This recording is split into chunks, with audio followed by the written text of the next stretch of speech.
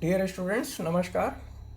मैं डॉक्टर के Gautam, department of zoology, राजकीय बागड़ महाविद्यालय डीडवा नाम।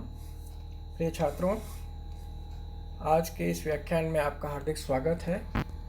आपको जैसा कि ज्ञात है कि कोरोना की दूसरी वेव प्रारंभ हो चुकी है और ऐसी परिस्थिति में आपको और किसी को भी घर से निकलने पर मनाही है।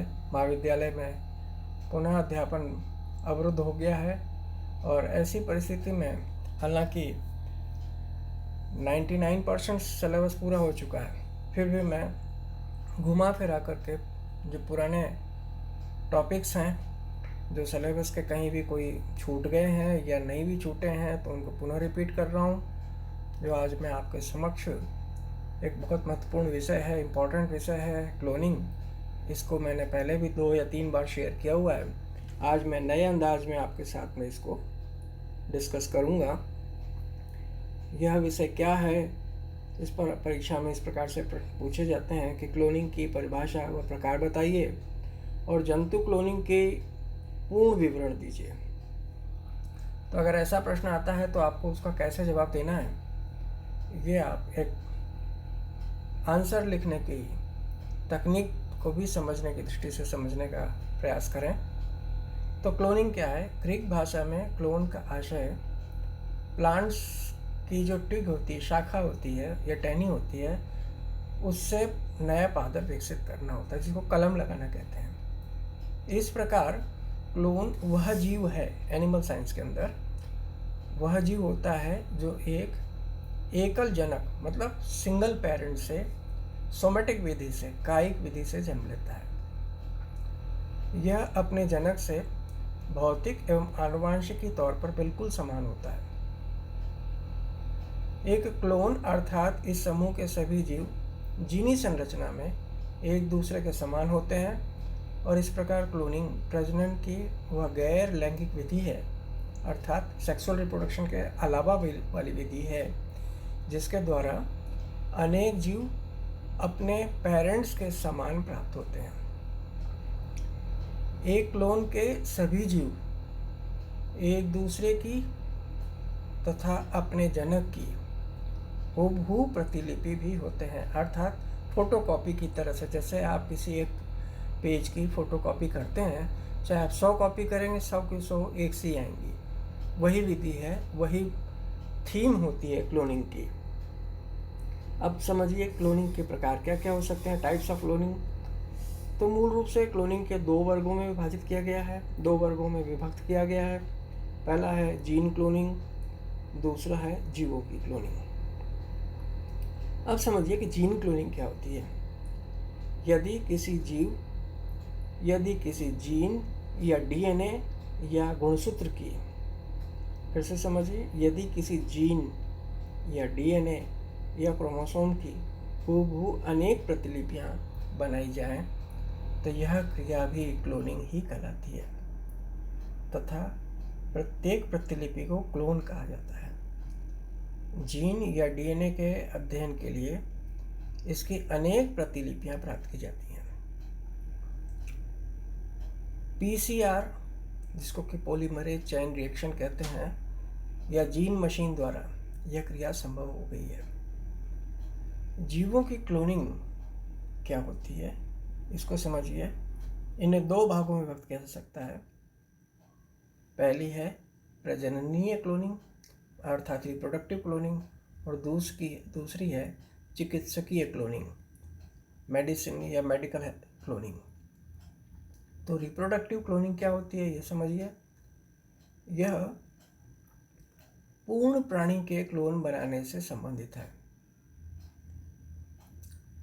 यह 3 प्रकार की हो सकती है। पहली एम्ब्रियो क्लोनिंग क्या होती है, वो समझिए। पहली होती है एम्ब्रियो क्लोनिंग। इसमें नर एवं मादा गैमेट्स के संलयन बनता है, मतलब फ्यूजन होता है। इसमें मेल और फीमेल गैमेट्स के फ्यूजन कराया जाता है और युग्मनज या जायगोट में विखंडन द्वारा, सेगमेंटेशन द्वारा, सेलुलेशन द्वारा या क्लीवेज द्वारा 2 से 4 से 8 से 16, इस प्रकार 32, 64 एंड सो ऑन सेल्स बनती हैं। यह रचना बाद में भ्रूण कहलाती है। इस प्रोसेस को कहते हैं एम्ब्रियोजेनेसिस, जैसा कि मैंने थ्योरी क्लास में भी आपको समझाया है। अब प्रारंभिक भ्रूण की कोशिकाएं जो कि ब्लास्टोमियर कहलाती हैं, यदि इन ब्लास्टोमियर्स को भ्रूण से अलग करके संवर्धित किया जाए तो प्रत्येक पृथकित कोशिका पर भ्रूण में विकसित होती है। चूँकि इनका जीनीय पदार्थ समान होता है, ये सभी एक समान अर्थात एक दूसरे की ट्रू कॉपी होती हैं, प्रतिलिपि होती हैं, जेरोक्स कॉपी होती हैं, फोटो कॉपी होती हैं। इनसे बने वयस्क को यमज कहते हैं और यह क्रिया जो होती है वह कहलाती है ट्विनिंग भी कहलाती है। दूसरी तकनीक होती है केंद्रक प्रतिरोपण द्वारा cloning, cloning bye nuclear transfer. इसमें क्या होता है, यदि वयस्क प्राणी के समान क्लोन बनाता है तो यह आवश्यक है कि निषेचन कराए बिना ही जीव का परिवर्धन हो, अन्यथा दोनों जनकों के लक्षण संतति में आएंगे। फिर से समझिए, यदि वयस्क प्राणी के समान क्लोन बनाना हो तो यह आवश्यक है कि निषेचन कराए बिना ही जीव का परिवर्तन हो, अन्यथा दोनों पेरेंट्स के लक्षण संतति में आ जाते हैं। अगर हम फर्टिलाइजेशन कराते हैं तो बिना फर्टिलाइजेशन के हमें अगर संतति बनानी है उसको क्लोनिंग कहते हैं। और इसमें मादा से अंडा प्राप्त किया जाता है और इस ओवम या एग से केंद्रक को निकाल दिया जाता है, केंद्रक का निष्कासन कर दिया जाता है और इस अकेंद्रित अंड में अब वांछित कोशिका का, मतलब जिसका क्लोन बनाना है, उस कोशिका का 2n केंद्रक प्रतिस्थापित कर दिया जाता है। आप जानते हैं कि एग के अंदर जो योग होता है वो डेवलपिंग एम्ब्रियो को न्यूट्रिएंट प्रोवाइड करता है, पोषण प्रदान करता है।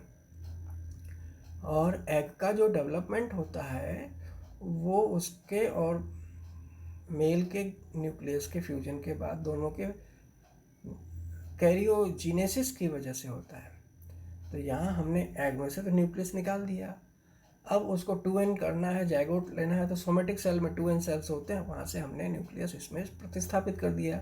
जिस भी एनिमल का, जिस भी पेरेंट का हमें क्लोन बनाना है उसका न्यूक्लियस ओवम में स्थापित कर दिया। और इस तरह से यह 2n केंद्रक जिस जंतु से लिया जाता है, भ्रूण या वयस्क अर्थात क्लोन, उसी की प्रतिकृति होता है, कॉपी होता है। ये होती है मेन कंसेप्ट क्लोनिंग की। अब समझिए कि स्तनधारियों में क्लोनिंग इन मैमल्स कैसे होती है।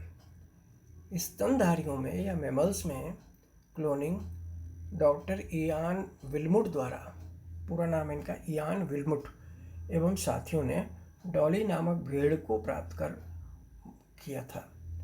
डॉली भेड़ के विकास की क्रिया को संक्षेप में इस प्रकार से आप समझिए, मैं उसको एक्सप्लेन कर रहा हूँ। पहला पॉइंट, इयान विल्मुट और इनके कोवर्कर्स अर्थात इनके साथ कार्य करने वाले, इनके साथ रिसर्च करने वाले इनके साथियों ने एक गर्भित डॉर्सेट भेड़ की स्तन ग्रंथियों से 277 कोशिकाएं प्राप्त की और ये सेल्स एक 6 वर्षीय भेड़ से ली गई थी जिसकी उम्र जो थी वो 6 साल थी। इन्हें फ्रीजर में रखा और इसके 5 दिन तक प्रयोगशाला में रखा गया, इसको फिर 5 दिन तक लैब में रखा गया, किंतु पोषक पदार्थ अत्यंत अल्प मात्रा में दिए गए। दूसरा क्या काम किया कि एक अन्य काले मुख वाली स्कॉटिश भेड़ से ओवम प्राप्त किया, अंड कोशिकाएं प्राप्त की तथा इनके केंद्रक का अंड कोशिका से निष्कासन कर दिया गया और इस प्रकार अकेंद्रित अंड कोशिका प्राप्त कर ली गई। फिर तीसरी स्टेज में अकेंद्रित अंड कोशिकाओं एवं स्तन ग्रंथि की पृथक की गई कोशिकाओं को एक साथ संवर्धन माध्यम में रखा एवं विद्युत धारा प्रवाहित की गई, अतः दोनों प्रकार की कोशिकाओं में संलयन हो गया और अंडाणु कोशिका ने स्तन ग्रंथि कोशिकाओं के केंद्रक को अपने में समायोजित कर लिया और इस प्रकार अंड कोशिका में स्तन कोशिकाओं के केंद्रक का प्रतिरोपण होने के कारण यह सक्रिय होकर विभाजन करने लगी। संवर्धन के दौरान इनमें से केवल 29 भ्रूण ही सक्रिय हुए और शेष नष्ट हो गए।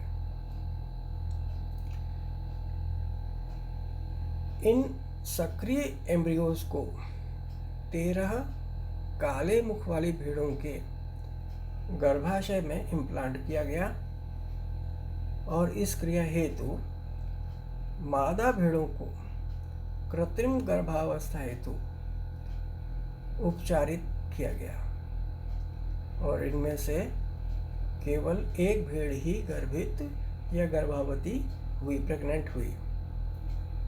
और आखिर में क्या किया कि अंड कोशिका के फ्यूजन किए जाने के 148 दिन के बाद, जो कि गेस्टेशन पीरियड होता है, 148 दिन के बाद 5 जुलाई 1996 को एक काले मुख की भेड़ ने, जिसे धाजी माता कहा जाता है, धाय माता होती है ना, सैरोगेट मदर अंग्रेजी में कहते हैं, तो एक काली मुख की भेड़ ने, जिसे धाय माता कहा जाता है, ने एक मादा भेड़ को जन्म दिया जिसे डॉली नाम दिया गया। तो इस प्रकार से यान विल्मुट ने डॉली का विकास किया, एक भेड़ का क्लोन करके निर्माण किया। तो प्राणी क्लोनिंग के लाभ क्या हैं, अब ये समझ लीजिए। तो इसमें आपको आंसर में लिखना है कि इसके द्वारा लुप्त हुई प्रजातियों का संरक्षण किया जा सकता है तथा वे प्रजातियां जो लुप्त होने के कगार पर हैं उन्हें भी बचाया जा सकता है, उनका कैरियोप्लाज्म या जेनेटिक मटेरियल को संरक्षित करके, स्टोर करके। तो कैसे स्टोर करते हैं? -20 डिग्री सेंटीग्रेड पर लिक्विड नाइट्रोजन में फ्रीज करके। दूसरा पॉइंट, इनके द्वारा सभी जीनों के cDNA बनाए जा सकते हैं, अतः इनके टीके अर्थात वैक्सीन्स या प्रतिजैविक औषधियाँ तैयार की जा सकती हैं। मानव में रोग के लिए उत्तरदायी जीन का पता लगाया जा सकता है, मानव उद्विकास को समझा जा सकता है, DNA द्वारा अपराध विज्ञान का पता लगाया जा सकता है। इसी तरह से उच्च उत्पादकता वाले पादप, कीटों, रोगों व वातावरणीय कारकों के प्रति प्रतिरोधकता रखने वाली फसलें विकसित की जा सकती हैं। उच्च प्रतिरोधकता वाले पादप, कीटों, रोगों के वातावरणीय कारकों के प्रति प्रतिरोधकता रखने वाली फसलें विकसित की जा सकती हैं। और इसकी हानियाँ क्या हैं?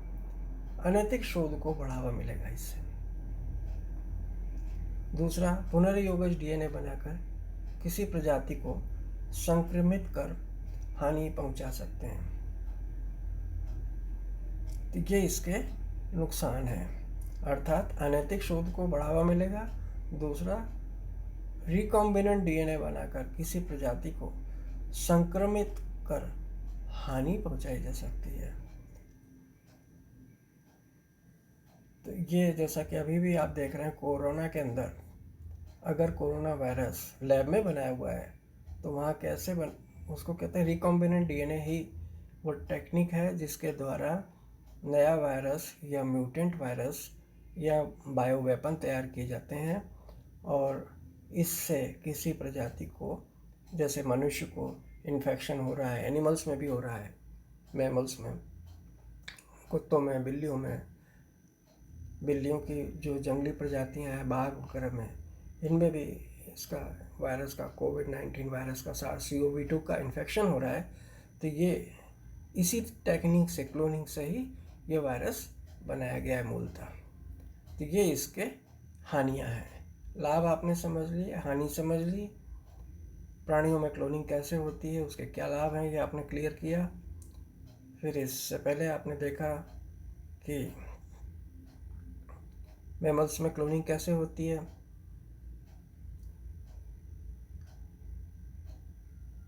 Cloning bye nuclear transfer technique, ये आपने समझ लिया। जीवों में क्लोनिंग कैसी होती है, क्लोनिंग की क्या परिभाषा है, क्लोनिंग के क्या प्रकार हैं। तो ये इम्पोर्टेंट क्वेश्चन था जो कि संपन्न हो गया। Thank you very much.